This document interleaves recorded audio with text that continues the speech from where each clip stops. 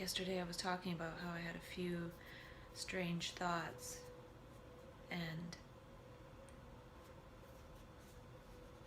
some of them were related to stuff about ascended masters, and it's just not really something that I want to go along the lines of. So I thought of a solution. I just created some ascended master repellent, and I added and archangels because I was just like, well, may as well just throw that in there. So I think this is a good solution. So if ever I feel like the ascended masters are coming to take me over, or even if I just think a thought about ascended masters, I can just be like, get away. I don't want to be a channel for ascended masters. That seems like a very passive thing. So I could go down that line and maybe channel ascended masters, who knows? But it's very passive. And that's kind of boring. So they can just go take over somebody else who wants to be a passive channel, because I don't want to.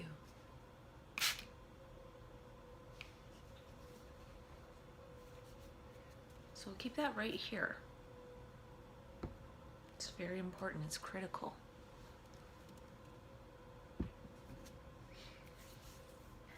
And if you want to order some, it's $25.99. Or you can just buy one of these bottles, or find one in your house. You probably have one already. Just put some water in it, and then put a label on it that says some kind of repellent, whatever it is you want to repel. It's sort of a gesture to let that thought know I'm more powerful in gesture than just a thought can be in my brain. I came across this article on ideapod.com, and they were saying 5 signs you're a genius or something, and then one of them was that you talk to yourself. You get caught talking to yourself. And so it seems like people who are geniuses engage in self-dialogue. They just don't necessarily do it like this. Because come on, who really wants to talk to themselves on video like this? And I feel like it's not just oneself talking to oneself, because we're all doing that in our head, and that makes us not a genius. But when we actually talk to ourselves from the vantage point of the universe, or things we see in the world, and wondering and questioning and being in awe, then that can start to allow the brain to see, which can give somebody access to supposed genius. Because genius isn't personal. And I was thinking about how silly the universe is. It's actually quite silly. And in Mania, I've connected with silliness for sure. So I feel like to be in more connection with the universe, it's important to get in touch with one's silliness. This isn't me being silly. This is actually me being very serious. Stay away. And I was thinking again about relationships, and they talk about how relationships are so important. And a lot of what relationships are conversation and dialogue and seeing eye to eye. And so a lot of even just the word relationship, it's a little bit misleading, because if we don't have some kind of conversation, if we don't have some kind of dialogue, then we don't really establish relationship. We might have a superficial relationship for a moment if we smile at somebody, so that is a way to be related, but it's not relationship. So we think, oh, relationships are important, but then if we think about it and we unfold what is relationship, part of it is conversation and dialogue and understanding. So in my self-dialogue process here, I'm at least developing a strong relationship with myself, with my own brain, which might be important to have that relationship first before reaching out to try to establish relationship with somebody else, because then I'm not establishing relationship to fill in the gaps. I'm just establishing it to be related. Yesterday, when I was driving to meet a friend, I was singing like a crazy person in my car. And when I would pass somebody on the highway, I noticed I would stop and appear normal. And I was thinking about how actually it would be cool if 95% of people were singing like crazy people and 5% of people were driving like this, worried, trying to get their brain to like exercise in some kind of direction that is just delusion. Whereas singing is actually something that's happening in the moment. It's a celebration of the moment. Whereas driving and thinking about something else is denying the present moment. So we need to deny that, by which we deny the present moment. And singing is definitely a way to do that.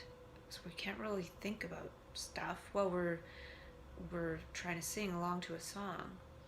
So singing like a maniac is definitely something a manic would do. So perhaps I should try to not try to appear normal when I'm driving.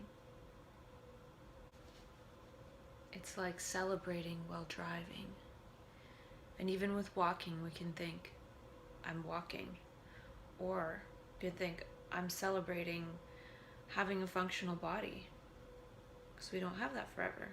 Because we've turned it into walking when we weren't born with the ability to walk, and we can't even imagine all of what had to happen for us to have that ability to walk.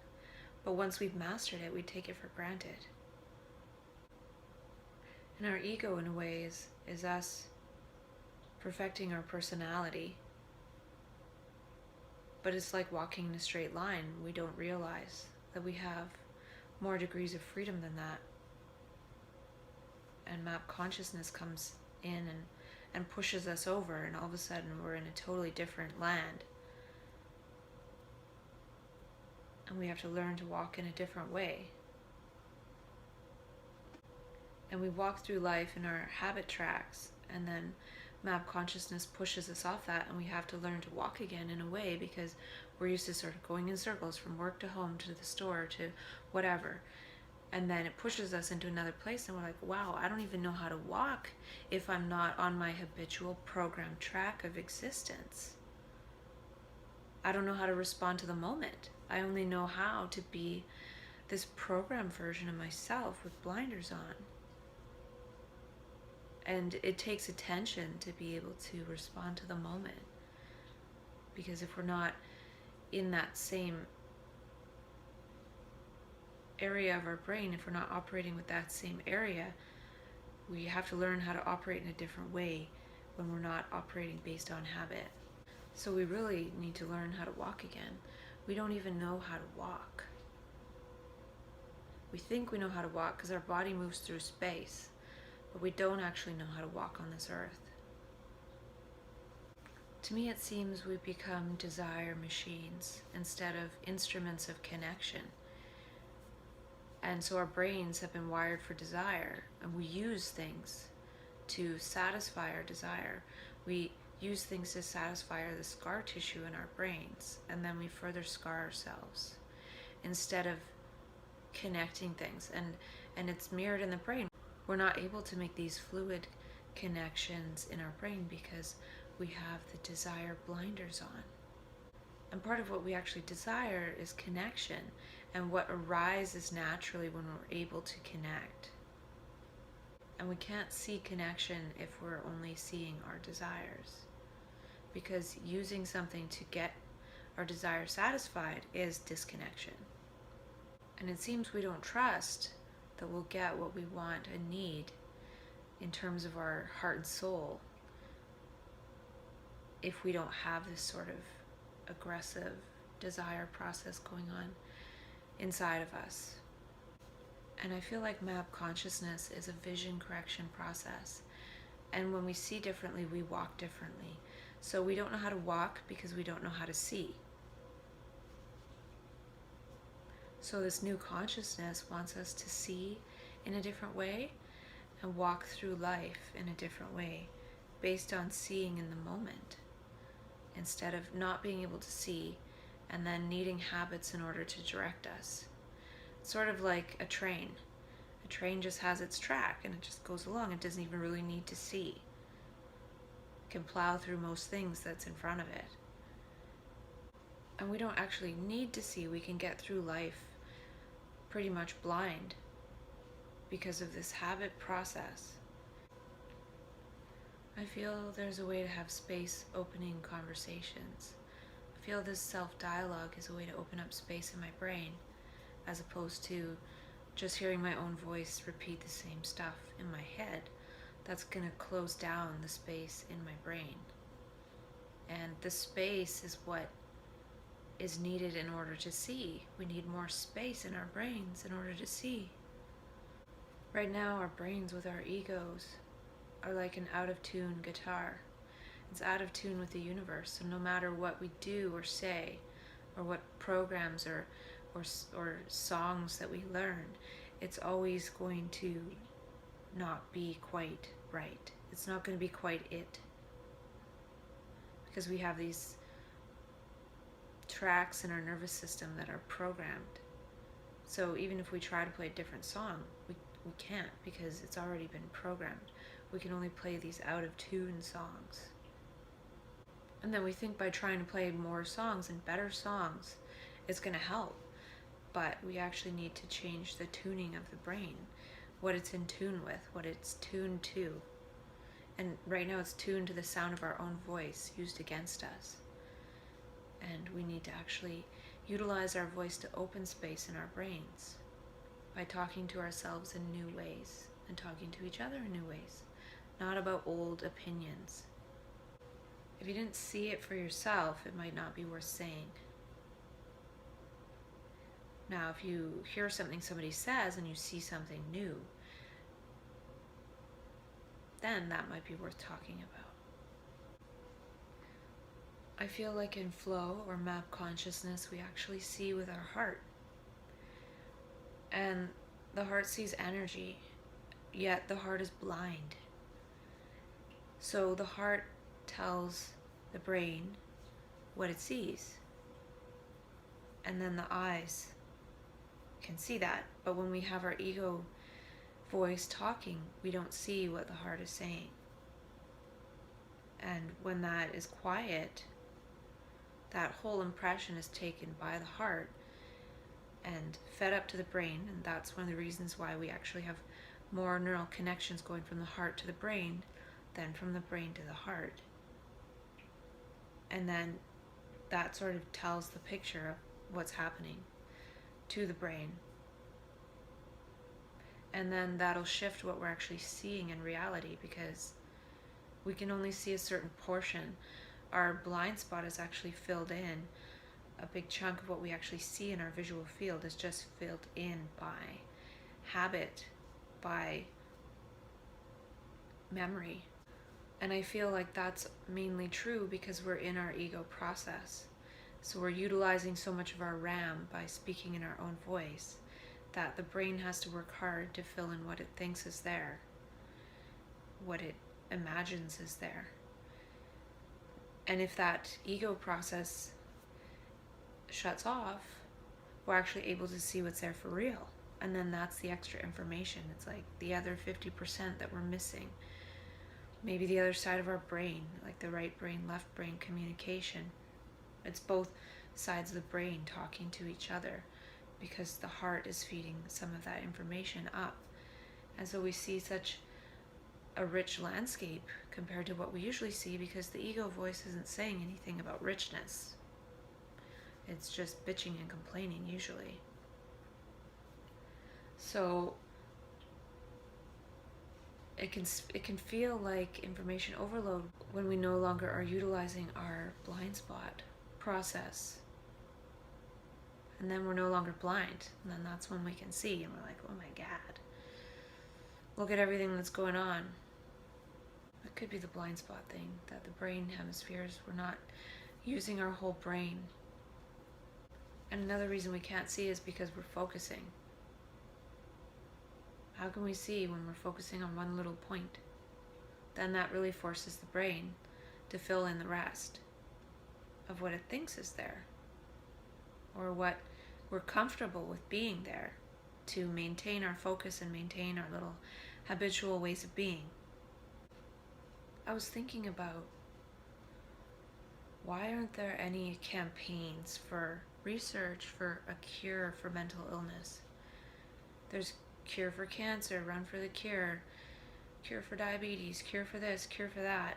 Every physical disease, it says there could be a cure, yet they haven't found a cure, but they love to talk about it. And I'm not saying there's anything wrong with that. I'm just pointing out that it's interesting that there's no run for the cure for bipolar disorder. I'm wondering why they think brains can't be cured, when brains are infinitely more neuroplastic than the body is. I feel like there's something going on here with not wanting to provide any clues to the fact that the brain can heal, and that psychosis and mania and those things are likely a healing process that's being stunted and stopped. So no hints about that the brain can heal at all. Can't be cured ever, even though the brain, it can heal to a point where if somebody has some kind of injury, they can relearn to do things. So why can't the brain grow and heal in other ways?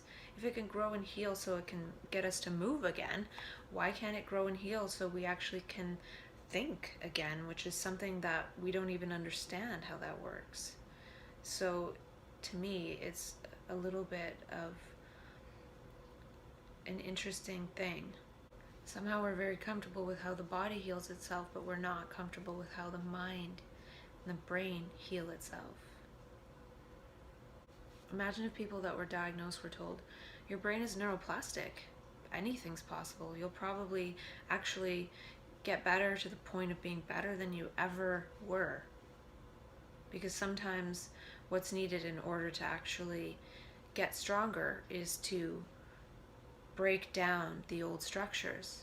Just like somebody who's working out their muscles, they have to actually break the muscle fibers. So then when they heal stronger. Maybe there's a similar process going on in the brain. The fibers of the ego are getting broken. So when we integrate, when we heal, when we move towards wholeness, we're actually stronger. We still have those bits of the ego, some of them, but the stuff that we can allow to grow in its place, the brain cells that can grow in its place, can be even better. Maybe we can see, wow, there's a lot of ways I didn't want to be, and I don't want to be that way anymore. And now I have the freedom to move towards being somebody different. I don't have to go back to being the self that I was before. And they talk about, oh, I have a broken brain. We break a bone and it heals. And that's like this big bony structure. And our body knows how to heal it. So even if our brain cells break, they're so fluid and plastic, they heal way faster than a bone. Yet we all know that bones heal. So why don't brains heal? And why do we have to label it a defect? We wouldn't call somebody with a broken leg permanently defective. Their bone is just healing. Maybe people's brains are just healing. Maybe who they are is healing. Maybe their heart is healing. Maybe their soul is healing. We don't understand. But to be calling it one thing, which goes against science on so many levels. I've written a lot of stuff lately, and I got an email about flow, a class on flow. And I'm not going to sign up for it right now. I don't know if I will, because my thing is actually how to stay out of flow. So they've created this course for so-called normal people to learn how to get into flow. And that's awesome. It's very important. But I feel like I'm a person who is trying to stay out of flow because the world is not designed for flow. It's designed for little bits of flow, little bits of personal flow, but it's not really designed to really flow with the universe. So in that way, I need to actually stay out of flow. Because if I flow too much with the universe, I'm no longer me, because the me is really a result of my habits and my routines and everything. If I just keep going into the unknown, am I really me? Does anyone know me? Nobody does. Do I know myself? So in a way, a person kind of disappears. So life isn't designed that way. And so for me, part of my flow has just been talking to myself while sitting in my habitual space, as opposed to going out and about and talking to people, because if that gets turned into flow in daily life, then I could end up on the other side of the world in a very short period of time.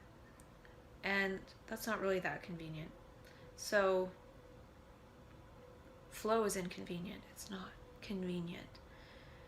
But I just find it interesting that the thing they've done all their research on and they've turned into a course is a course that the universe can put us into at any given moment without warning. Yet the people that go into it naturally and embody their course without having to take the course, because it's already written within our neurology, that's why they can discover it scientifically, because it's part of our neurology. It's part of how we're designed.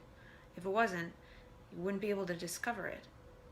So it's already there. All the discoveries are already there. It just takes being able to see it and then call it a discovery. Well, it was already there. So what I'm trying to say is there are discoveries of flow. All of it is already there. And people who go into map consciousness, mania, and psychosis go into that state, and then afterwards, when it burns out, because society's not designed for it to be sustainable, it's not brainable, it's just not.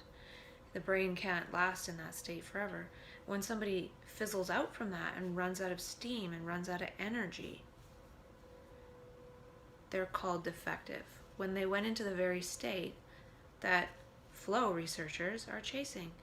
So I think it's not cool that normal people are trying to get in flow, and then people that have been pathologized and labeled are falling out of flow, but went into that space that's already written in our neurology and it's already part of our humanity. That's why other people can learn to go into it slowly as a normal person. Well, if the ego can slowly but surely learn to get into flow, which is an egoless state, and the ego is not very powerful, why does it not make sense that the universe, the energy of the cosmos, whatever you want to call it, can flip the switch on a person and put them in that state?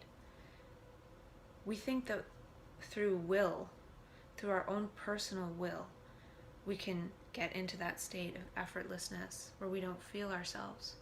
The self that we feel is the ego. So when that gets scrambled or switched off or temporarily disabled, we're there. We don't need a course. You can take a course if you want, but what I'm trying to say is that it's not cool, it's not fair that normal people are trying to get into it and pay money to go in the state, and people who go in the state because the universe puts them there, it's not seen as valuable. People who've gone into the state naturally, organically, through the process of the universe, we're not asked about the state. It's not seen as valuable. If we were asked about it from a different perspective, not from, oh, you're defective, but, whoa, you were in flow for 2 months. Tell me about it. Let's talk about it. Just having this dialogue would cause all of our brains to level up, to be able to flow more and understand it more. Instead of having this divide, the people that go there naturally, and then the people who have researched it to tell people who haven't gone there naturally yet the steps to get there. Now we have this divide of people trying to get there and people trying not to get there. Now, if we actually had proper dialogue between these two groups of people, it would create a society that was more designed for that to happen naturally, and people wouldn't have to go to that extreme and then fall out of it and be called defective, and then other people going to extreme effort of the ego to get to that flow state, when no effort of the ego can actually get one to the flow state. The ego is what negates the flow state. So really, we should be talking about our egos and how they're getting in the way of actually seeing. And if we can see, we can flow. Just like the extreme sports athletes, if they're blind, they can't flow like that in their sports. So how can we expect, if we're blinded by our ego, to be able to flow in life? If it's talking about something else, how are we going to be able to be present in the moment and flow with the moment? The ego talking about something else would be like an extreme athlete riding this wave here, but saying, I want to ride that wave over there. It's impossible. You actually have to be perceptive in the moment to get over to that wave and make it an actuality. No amount of thinking you want to be on that other wave is going to put you there. So yeah, time to go ice skating. I want to talk more about flow, because I'd like to flow towards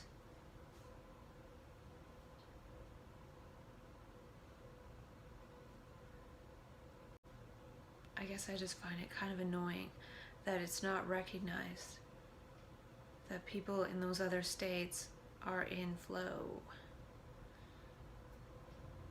They just go there really quickly, because the one that's trying to get us into flow is the barrier to flow. So it doesn't take time. Flow doesn't take time. It's timeless. So thinking it takes time to get to flow is actually denying flow. It just bothers me that it hasn't been extrapolated to people who go into altered states and who are diagnosed as defective. Why should those people be called defective and then regular people be allowed to meander slowly towards flow and dabble in it? People who are meandering towards flow better start creating reality that we can all flow in,